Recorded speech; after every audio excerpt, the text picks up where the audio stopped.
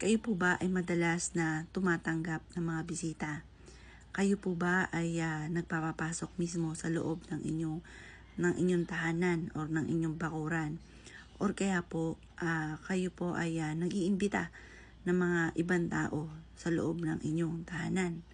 Alam niyo po ba, maaaring sila ay mag-iwan ng negative vibes or mga negative sa loob nga po ng inyong tahanan, ng inyong bakuran. Dahil maaaring, halimbawa, ngayon wala kang problema. Once na may ibang pumasok sa loob ng inyong tahanan, yan po ay maaaring yung taong ito, hindi naman nila ginusto, hindi naman sila nag-iiwan, wala silang alam.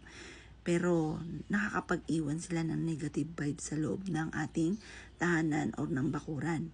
Or kaya sa isang negosyo, malakas ang inyong negosyo, biglang ikaw ay kailangan nyo ng tao. Minsan may mga pagkakataon na tumanggap ka ng bagong tao, pero naramdaman mo na parang humina ang inyong negosyo dahil maaaring may negative vibes na nadala siya na hindi naman niya ginusto, baka awayin po ninyo. Hindi po niya ginusto po yun. May mga ganun lang talagang pagkakataon, may ganun senaryo. Ano ang dapat natin gawin na pangontra sa mga negative energy? Huwag kang magpapawala ng isang baso na asin.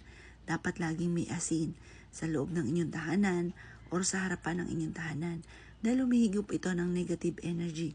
Ganon din po ang tubig. Mainam na meron ka sa harapan ng bahay o sa likod ng inyong main door ng tubig. Kasi yung tubig, pero kailangan lagi i-maintain na malinis para kung ano man yung mga naiwan na negatibo, nahihigop ng ating tubig or ng asin. Yan po, wag niyo po kakalimutan.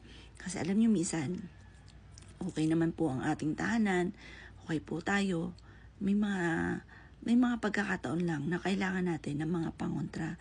Kaya minsan, okay po tayo, tapos biglang nagkaroon ng pag-aaway, nagkaroon ng problema tungkol sa usapin ng depende sa pinansyal, sa kalusugan, ayun, parang biglang gumulo.